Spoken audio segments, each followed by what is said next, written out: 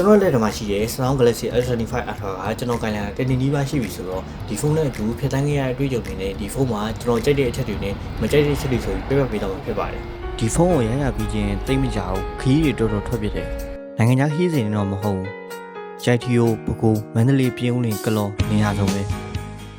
ကျွန်တော်ဘွားရဲ့ခရီးတာလိုက်ကိုစားခဲ့တာလေဒီဖုန်းကြောင့်ပဲ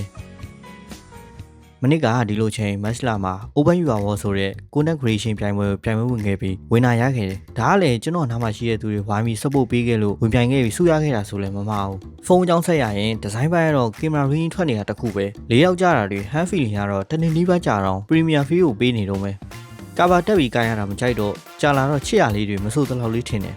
။ကျွန်တော်လက်ကသေးလို့ပဲလာတော့မသိဘူး။ကိုင်းရတာဘောက်တီဖြစ်တယ်လို့ခံစားရတယ်။ inbox ဖုန်းကလည်း၄တောက်ကြီးကို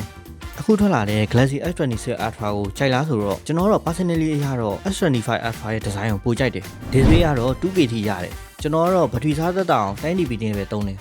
ကျွန်တော်အတွက်လည်းအဲ့ဒီမလိုဘူးလို့ထင်တယ် display ဘိုင်းမှာ Samsung ကတော့ပြောစရာလိုမှမထင်ဘူးနောက်တစ်ခုက camera ဒါကျွန်တော်ပြောချင်ဆုံးအပိုင်းပဲ camera က200 megapixel ပါတယ်ဒါပေမဲ့ကျွန်တော်ကတော့12 megapixel လောက်ပဲသုံးတယ်တစ်ခါတလေမှ50 megapixel social media အတွက်လောက်ပဲဆိုတော့အဲ့လောက်လေကျွန်တော်အတွက်လုံလောက်တယ်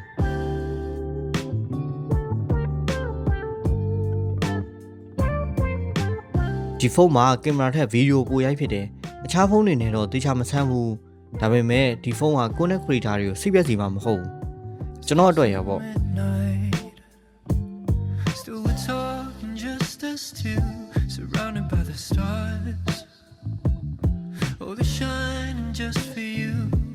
Calico 5 optical ထိရတယ် 580 ဘာလို့မှလဲဆိုတော့ခီးသွားရင်အရင်သိတာတယ်ဗီဒီယိုမှာ 8K ကို30 frame per second နဲ့အမြင့်ဆုံးရိုက်လို့ရတယ်ကျွန်တော်ကတော့ 1080p ကို60 frame per second ထိပဲရိုက်တယ် editing လုပ်တဲ့အခါ laptop ကိုလုံးမပြီးစေချင်တာလည်းပါတယ်ဒီကောင်က load တွေပါကြောရတယ်အသစ်ထွက်လာတဲ့ S26 Ultra တော့ ABB mode advanced profile video ကုတ်ပါရတော့ကျွတ်စီပေါ့ဖုန်းကြောင့်ပြန်ဆင်းရရင် vlog ရိုက်တာကြိုက်တဲ့သူတွေကဈေးရက်သွားပြီဖြစ်တဲ့ S25 Ultra ကိုရေးဖို့ recommend ပေးတယ်တက်နိုင်တဲ့သူတွေကတော့ S26 Ultra ပေါ့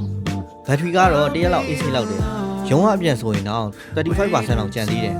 ချာဂျင်ကတော့ 45W ဆိုတော့45မိနစ်လောက်တော့သွင်းရတယ်သူ့ကနေသူတော့အဆင်ပြေပါတယ်ဒါပေမဲ့မူဆွဲတစ်ဖက်ကဖုန်းတွေလောက်တော့မမြန်ဘူးပေါ့ကျွန်တော်အတွက်ဒီဖုန်းကကောင်းတယ်ဆိုတာထက်ပိုတယ်လို့ပြောလို့ရတယ်အများနဲ့စိတ်သွားတိုင်းကိုပါနေတာ brand ဆွဲမရှိဘူးဖုန်းဒီဇိုင်းကို၄တောက်ကြကြကြိုက်တယ်ကင်မရာကို zoom ပေါင်းစုံနဲ့မျိုးစုံအောင်ရိုက်ချင်တဲ့သူတွေအတွက်အခုချိန် S25 Ultra ကရွေးချယ်လို့ကောင်းဆုံးပဲ